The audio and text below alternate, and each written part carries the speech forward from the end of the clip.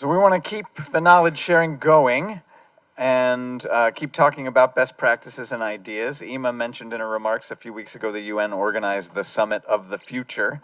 That summit pointed to 3 priority themes: digital and technology, peace and security, and sustainable development and financing.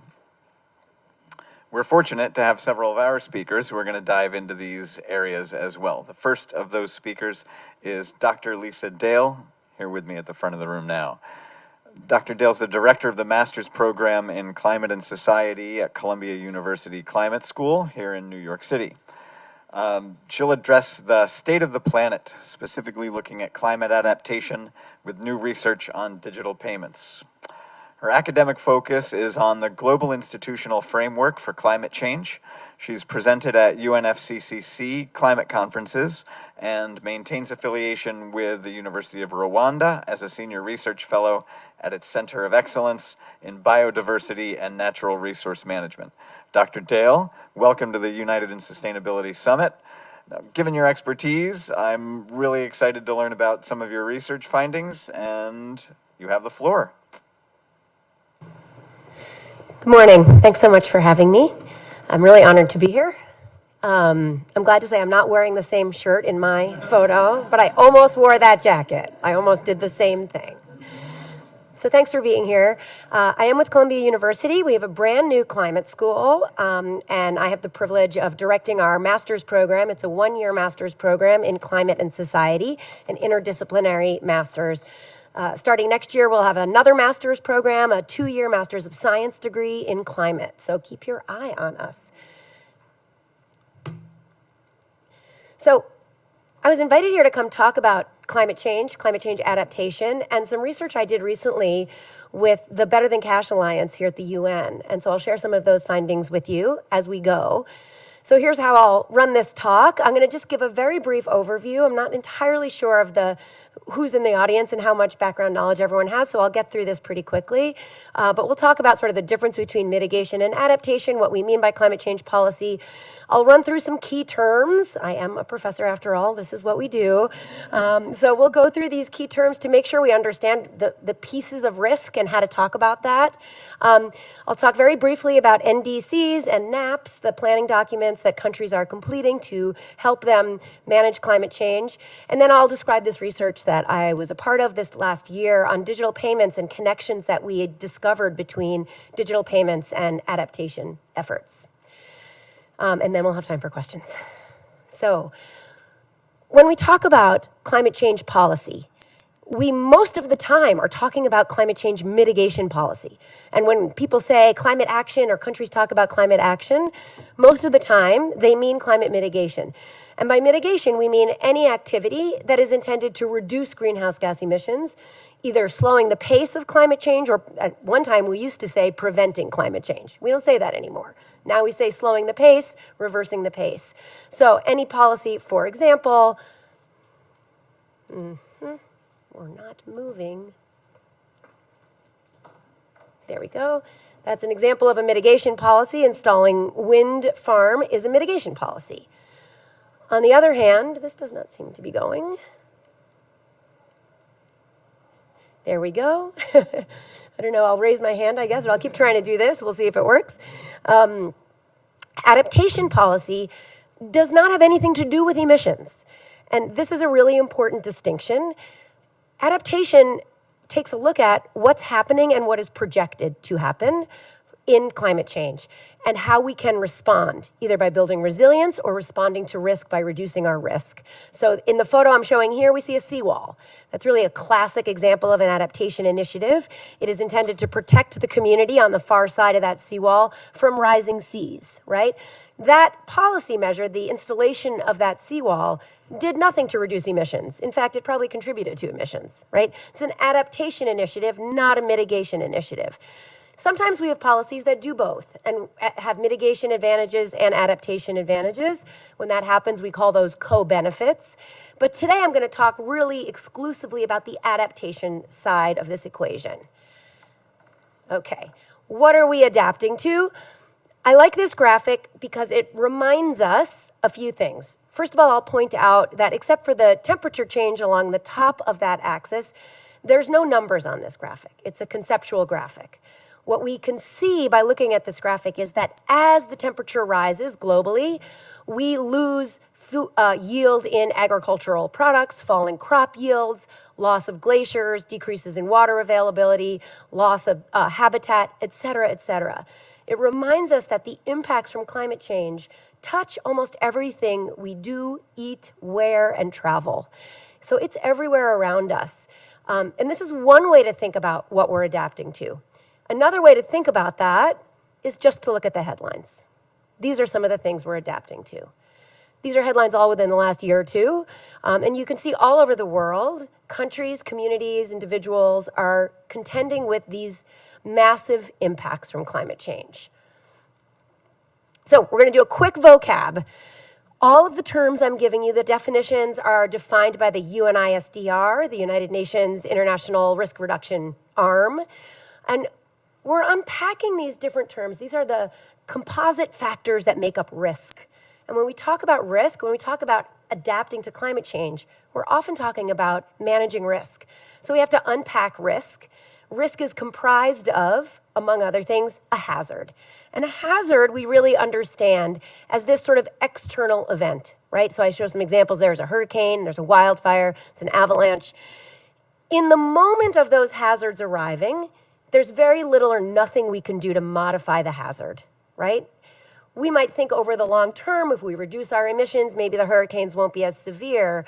But in the moment, when you're sitting in your apartment in New York and you get the alert, here comes a hurricane, you can't change the hurricane. So we understand the hazard as an external physical event that contributes to risk. The second component of risk is the idea of exposure. This may be intuitive.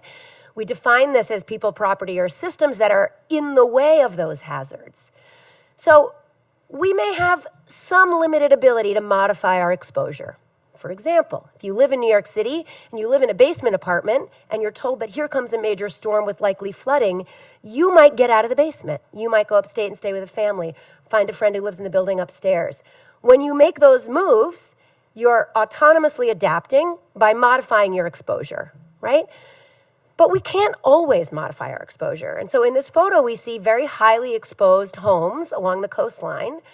We can imagine some of those people have moved away or temporarily relocated if a hazard is arriving. But some people can't afford to move, don't know to move, don't have a place to go, don't have transport. There's all kinds of reasons why we have limitations in how much we can really modify our exposure. The third piece of what comprises risk is this idea of vulnerability. There's lots of ways to define this and think about this. I think of it as pre-existing socioeconomic conditions on the ground.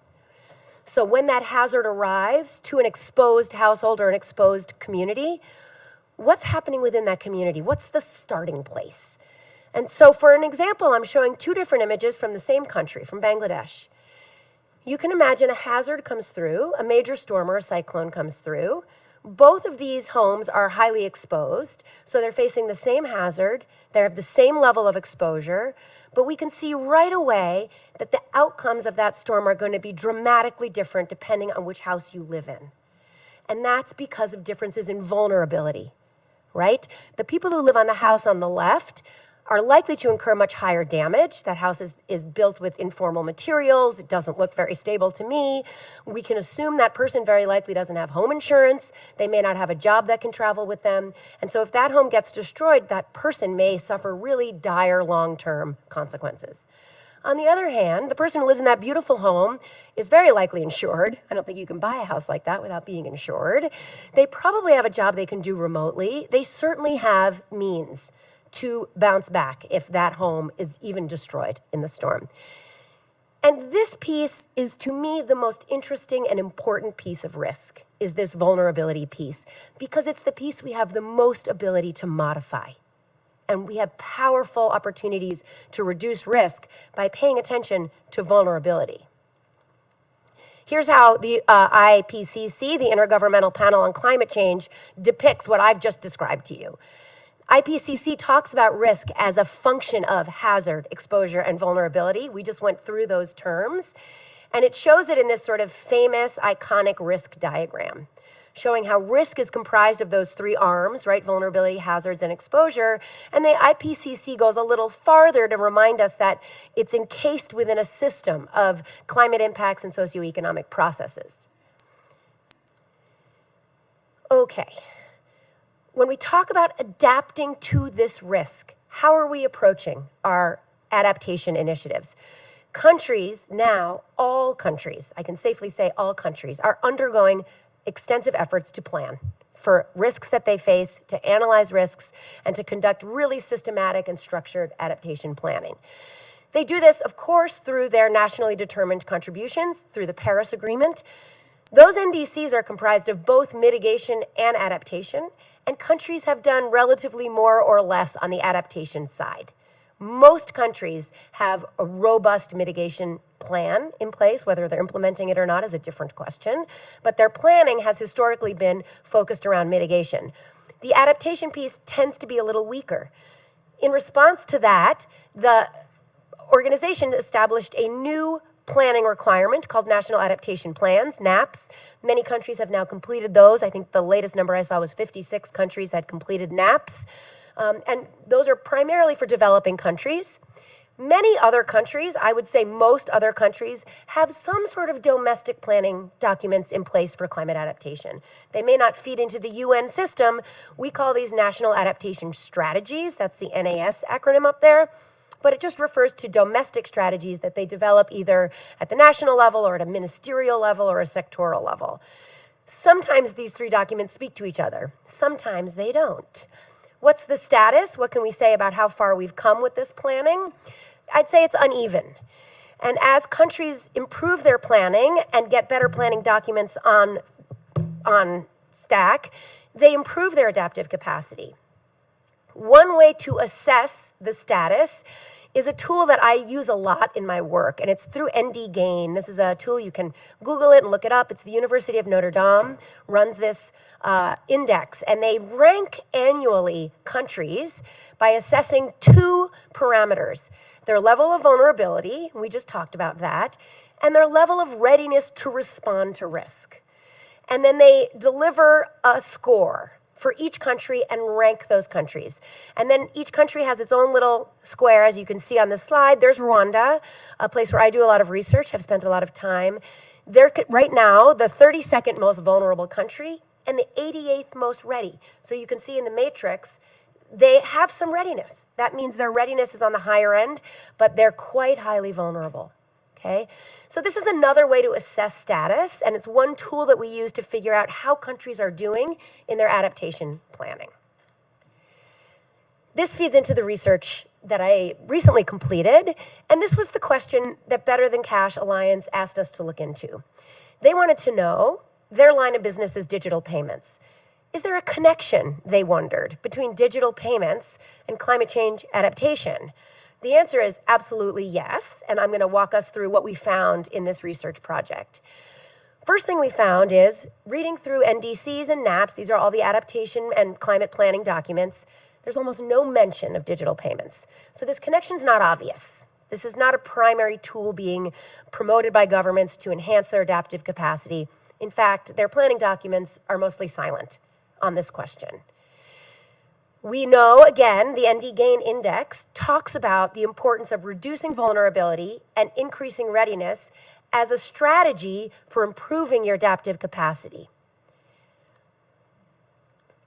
So the question we ask is, how can digital payments contribute to those pathways? How can digital payments reduce vulnerability? How can digital payments increase readiness? This was the framework we used in our research to try to break down this question. And how would attention to those elements and improvements in digital payments potentially lead to better outcomes? We did this as synthesis research. We read hundreds and hundreds, I think it was 412 articles, and we tried to collate the findings. And then we did a deep dive for 5 countries. We studied Bangladesh, Colombia, Ghana, the Philippines, and Rwanda. These were countries that the Better Than Cash Alliance asked us to go deep on. And for each of those countries, we explored the status of their digital payment infrastructure, the status of the climate risk they face, their vulnerability, and their readiness. And we were able to identify opportunities for all of those countries to improve their adaptive capacity through digital payments. Let me show you how that works. How do the digital payments contribute? The first and maybe most important, powerful way we found is through strengthening anticipatory action. So in climate change adaptation, anticipatory action is really the buzzword these days. A lot of work going into getting ahead of storms, providing communities and individuals with financial and technical support before the storm arrives so that humanitarian aid can reach affected populations sooner, before they're displaced, before they can't be found, right? What we find is that when people, recipients of this anticipatory action effort, have digital payment capacity, they can receive that humanitarian aid instantly. And they are instantly empowered to take action, whether they need to relocate, pay for transportation, buy a meal, whatever it is, that money can appear on their phone instantaneously. And we found lots of studies that were able to measure that difference and compare it with the other settings and the other option, which is cash and cash coupons. And then imagine you're in a disaster zone and you have a coupon for cash. Where do you go to get that cashed in? And now it's too late, and delays have incurred, and now the storm has happened, and now your costs are rising. So by strengthening anticipatory action, digital payments have a really powerful effect on adaptation capacity. We also find that in the process of obtaining access to digital payments, many people gain their first access to a financial institution. I imagine this is the bread and butter of a credit union in some locations. And so by expanding access to financial institutions, that has a really long tail, right? So that they get digital payment capacity on their phone so that they can receive a humanitarian aid payment for the incoming cyclone, but now they're connected. And after the storm has passed, that connection persists. And now this is somebody who might open an account. Now this is somebody with a connection to financial institutions. And that powerfully reduces their vulnerability long term. We know that this type of activity is particularly powerful for women. And we have a lot of data showing real disparities and gaps across gender in access to digital payments and in adaptive capacity. It's not a coincidence. Those are related. And so what we find in their studies showing this, that as women gain access to digital payments, they also gain access to social protection and they gain their own accounts. And this is empowering, long-term, and really important. And lastly, we find that having digital payment capacity improves data sharing, especially in the government-to-government transfer of climate services information. So again, you can imagine the storm is coming. The humanitarian organization wants to release payments, but they don't have the most current data.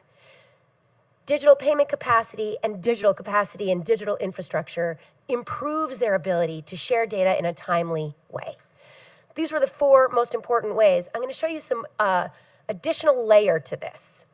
So let me explain this graphic, and then we'll walk through it. What we found when we did a deep dive into the national adaptation plans and nationally determined contributions and domestic adaptation planning strategies, those documents are very different. Countries have different resources to throw at that effort, and they approach it in very different ways.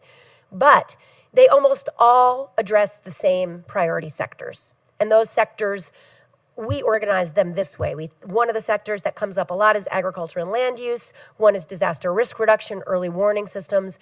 One is social protection, and one is governance and institutions. And what we found is that all countries, regardless of their resources and their goals and their adaptation priorities, are attentive to these sectors. So we can plot how digital payments work in each of those sectors. What's the mechanism by which digital payments improves adaptation outcomes? So in the agriculture and land use sector, we find that when people have access to digital payments, their consumption is stabilized, right? This is sort of humanitarian speak a little bit, right? If somebody suffers a storm and loses funding, their consumption will plummet. And that's their consumption of products, but their consumption of food, their consumption of anything that they're able to purchase and use. And so their consumption without digital payments is highly variable. With digital payments, it's stabilized. It's steady. Digital payments provide increased reach for crop insurance, increased access to credit, and increased access to off-farm jobs. Those are the mechanisms by which digital payments improve adaptation outcomes in the agriculture sector. We looked at disaster risk reduction. We've talked already today about anticipatory action and decision-making improved. Social protection really emerged as a critical finding in this research. We found some countries that had examples of social protection systems that were already integrated with digital payments so that people are receiving their government benefits on their phones. Those people don't face delays and have much improved outcomes. Most social protection programs in most places don't travel digitally yet. They travel through more traditional means. People have to go to a financial institution. They have to go to an over-the-counter site to get a hold of their services. They have to go to a government office. And the delays result in worse outcomes. And then lastly, we find that for governance and institution, higher digital payment capacity correlates with improved economic growth, correlates with improved governance and good governance criteria. There were really no downsides to improving digital payments. And so we were able to map out the mechanisms by which these payments contribute to adaptation, maybe in the hopes that some countries will start to integrate digital payments into their adaptation strategies more thoughtfully, more intentionally. I think that's my last slide. I'm going to give you a couple of examples from the two countries we went deep on. One example is Colombia. So for example, Colombia has a new early warning system in Medellin, and it pulls from over 1,000 different data sensors to deliver these forecasts to residents. But they don't have robust or reliable digital payment capacity. So even though they have this really robust early warning system, people cannot get payments on their phones. So they have real advances in data, but they're missing opportunities in improving their readiness through digital payments. Here's one more example from Rwanda. The Ubudehe program, which has actually just recently been modified into a new program, but this program has been with Rwanda for a long time, was an award-winning social protection program. And the Ubudehe program identifies households, ranks households by poverty level, and that poverty level then corresponds to eligibility for certain government supports. They get health insurance, education support, other sorts of subsidies, but they have very weak digital payment capacity. That means people who are living, especially in rural areas, who are far from financial centers, have additional delays getting their social protection payments through the Ubudehe program. They're missing opportunities to reduce vulnerability, okay? Those are my examples. So what was the takeaway from this research? This is the last slide. We know that risks from climate change are increasing. They're increasing today, and they're projected to continue to increase. We know that modifying exposure, but most importantly, modifying vulnerability, are two really important pathways to improving the adaptive capacity for a community or a country. We know that digital payments contribute to both of these pathways, contributes to reduced vulnerability, and contributes to improved readiness. That was our findings, and I'm happy to answer questions. I don't know if we're set up for that, but I'm happy to answer questions. We are set up for it. I've got at least one question that's already come in through the chat. I encourage anybody who is watching remotely and hasn't put their question in the chat to do so. We'll get that to you, but I'm invoking the privilege of the chair and beginning with a question of my own here first. Really fascinating stuff. I know I'm coming from UNFCU, and the things that we see, we deal a lot with digital payments in various countries around the globe, often where the UN is, which means there are crises at work there. You talked a lot about humanitarian aid and government aid. I'm wondering, is there a difference in the dissemination of funds by virtue of digital payments through a government system or a system that might be a humanitarian system but a private one? And specifically, are there approaches to deal with the things that can bind up payments, especially on the international level, from an anti-money laundering standpoint, or those sorts of things, when a non-government actor comes into play and maybe you can't know whether the money that they're transferring is entirely about delivering this humanitarian aid or maybe something else? Yeah, these are great questions. Some of them I don't have answers for. But what we see is that the digital infrastructure, the infrastructure that underlies digital payments and improvements in digital payments, almost always comes from national governments. And that's a national government role, is to invest in and support improvements in technology in their country and improvements in the infrastructure that have to form the foundation of digital payments, that provide the starting point for people to gain access as individuals. Those governments then partner with international organizations to help them gain access to that system, right? I think there's a really important question that you asked that I don't have an answer to, which is, what do we do about fraud? Does digital payment capacity reduce fraud or increase opportunities for fraud? I don't know the answer, but I think these are really important questions. As more and more countries have higher rates of uptake, I think these questions will become clearer.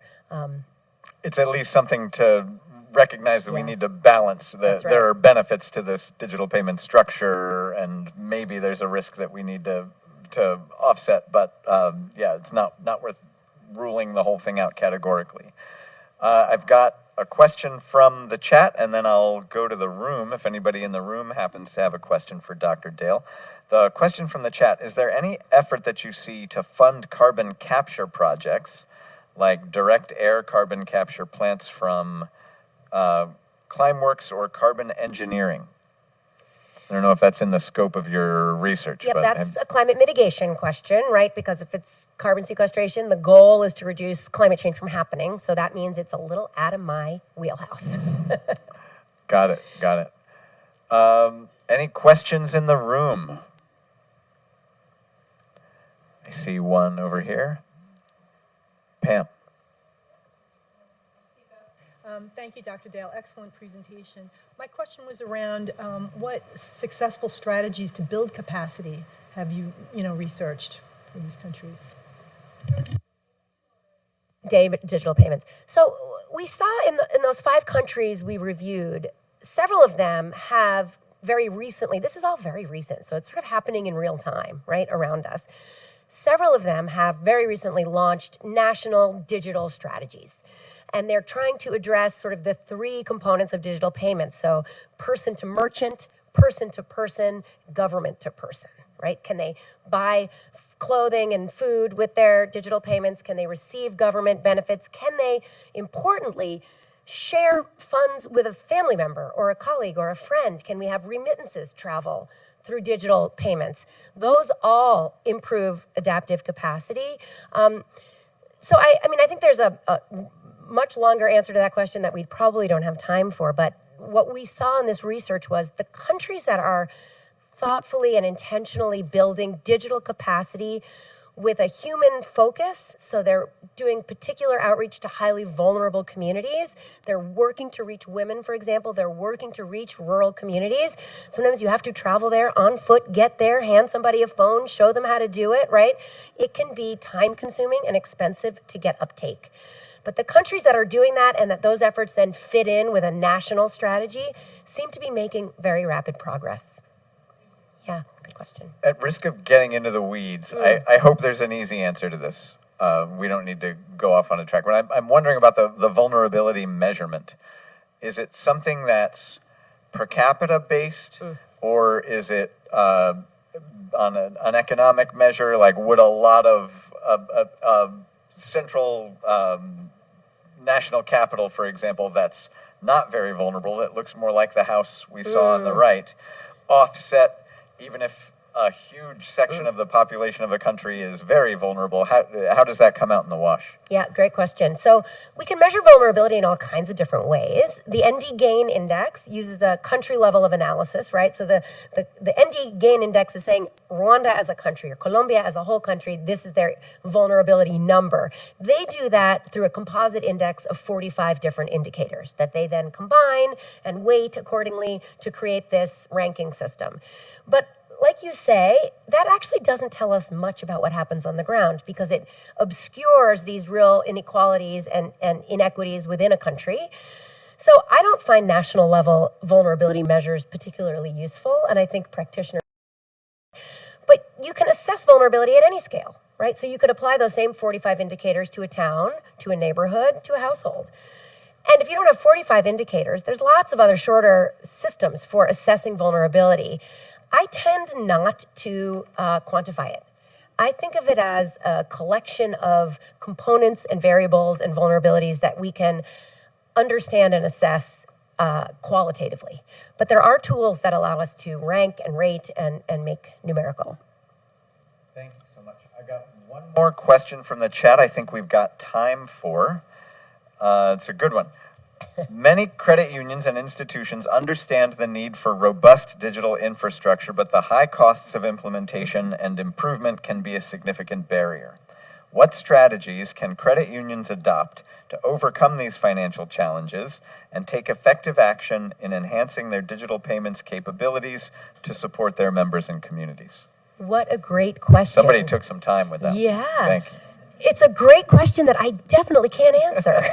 It's a great question you that have 2 minutes, solve that. Yeah, right? But this is a great question for this group, right? And this is sort of what I hope comes from my talk today is that question is a focus of study here.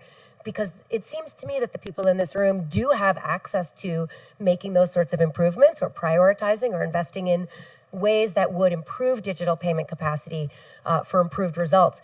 I don't know enough about how credit unions work to answer that question knowledgeably. So I'll ask it of you all. Fortunately, we have some credit union professionals in the room here. Yeah. Prasad's gonna take that one on. Thanks, Dr. Dale, for excellent presentation. It's a great question. I think the way we are trying to do, I think, as most of you know, we're for most all practical purposes digital credit union. 85% of the members will never set foot in our branch. 70% of our membership actually resides outside the United States. Their main purpose for us is really the payments, right? I think what we have done purposefully is to improve our payment infrastructure around the world. We do on an average about 80,000 digital payments around the world. International cross-border payments we do. One of the things that we have tried to do is to actually make it much more usable. We went to the mobile wallets. We started sending payments to the mobile wallets throughout the world actually. M-Pesa and all the wallets we actually, about 40 different wallets we send payments to. That's actually a much more cost efficient way of doing stuff instead of trying to send through the SWIFT and the Fed and all kinds of things like that. So what we have done is actually worked with multiple partners, Visa, MasterCard, and obviously they acquired the small providers we started working with like Etport, TransPay, and the big companies started getting into the business. So the way actually to really make an impact is to start converting the physical interactions to the digital interactions. So that's how you kind of transition the legacy way of doing to the modern way of doing stuff. So the investing in the digital is paramount to really the survival of the credit unions now. So and with an eye towards the digital payments. So that's how we've been doing. Thank you so much for that perspective. We're at time, so please let's have a round of applause for Dr. Lisa Dale. Thank you so much.